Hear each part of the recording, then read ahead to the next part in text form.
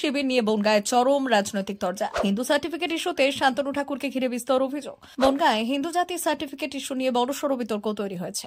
অভিযোগ উঠেছে কেন্দ্রীয় প্রতিমন্ত্রী শান্তনু ঠাকুর এবং এক সেবাশ্রম টাকা নিয়ে এই সার্টিফিকেট দিচ্ছেন।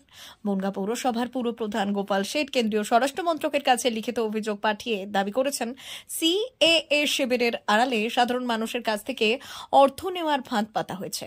তার প্রশ্ন, কেন্দ্র বা রাজ্য কোনো সরকারই তো এইভাবে শিবির করার নির্দেশ দেয়নি, তাহলে দায়িত্ব কে দিল?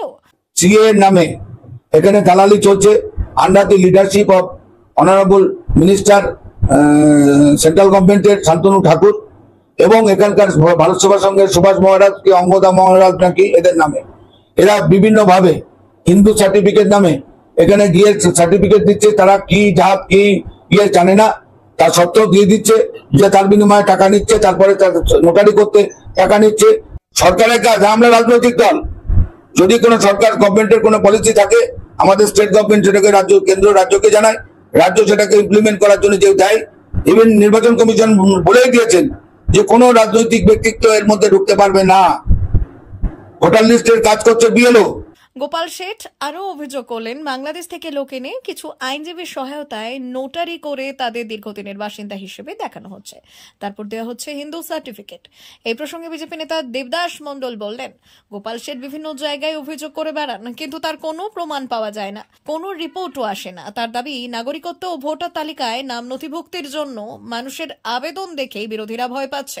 নেতাজি ইনডোর স্টেডিয়ামে ভারতবর্ষের স্বরাষ্ট্রমন্ত্রী এসে সরাসরি শান্তনু ঠাকুরের বিষয়টা বলেছিলেন। আপনারা জানেন যে যাদের সিএ দিয়ে দরকার আপনারা শান্তনু ঠাকুরের সাথে যোগাযোগ করবেন। সেখান থেকে বলে গেছে সিএতে ধর্মীয় স্থানের যে সার্টিফিকেট বলুন, যে ডকুমেন্ট বলুন, সেইগুলো তো বলেই গেছে। টাকা পয়সা নিচ্ছে, আগেই বললাম অভিযোগ করা সহজ, অভিযোগ প্রমাণ করা খুব কঠিন। এটা রাজনৈতিক ভাবে উনি বলছেন, বিরোধিতা করছেন এই কারণে যাতে এই যারা উদ্বাস্তু মানুষ যারা ওপার বাংলাতে এসছে তারা চায় না, এই তৃণমূল চায় না যে তারা নাগরিকত্ব পাক। অফ ক্যামেরা ওদের কাছে জিজ্ঞেস করবেন, ওরা বলবে সিএ করতে। অফ ক্যামেরা জিজ্ঞেস করবেন ওদের কাছে, ওরা বলবে হ্যাঁ করতে। কি করব, আমাদের দলের জন্য আমরা করতে পারছি। তার দাবি, নাগরিকত্ব ও ভোটার তালিকায় নাম অন্তর্ভুক্তির জন্য মানুষের আবেদন দেখেই বিরোধীরা ভয় পাচ্ছে, কারণ এতে তাদের রাজনৈতিক প্রভাব কমে যাবে। আমরা সিএ দিয়েতে আমাদের টাকা দিতে এমন কিছু না, আমরা সারা বছরই বিভিন্ন রকম সেবামূলক কাজ করে থাকি, বিভিন্ন ভাবে লোকে আমাদের ডোনেশন দেয়, আমরা ডোনেশন দিই। সিএ করে দিয়ে আমাদের টাকা দিতে হবে এমন কোনো কথা নেই।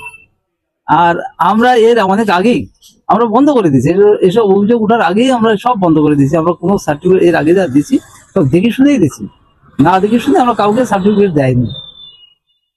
নোটারি করতে 5,000 টাকা, বাংলাদেশের কাগজ থাকতে 20,000 টাকা, এরকম করে চলছে। অবিলম্বে তদন্ত করুক, এই মাফিয়াদের গ্রেপ্তার করুক এবং ভারত সরকার উচিত রাজ্য সরকারের সঙ্গে কথা বলে সমস্ত বিষয়টাকে যাতে মানুষের হয়রানি না হতে হয় সেইভাবে করুক। এরা নিজেদের মতো সরকার, একদম সাধারণ যেসব বিজেপি দালাল তাদের হাতে সরকারের প্রমাণপত্র দিয়ে তাকে ভারতীয় নাগরিকত্ব দেবে বলে তাদেরকে এনআরসিতে পাঠাবে। ব্যুরো রিপোর্ট, ভুবন গ্রাম সংবাদ।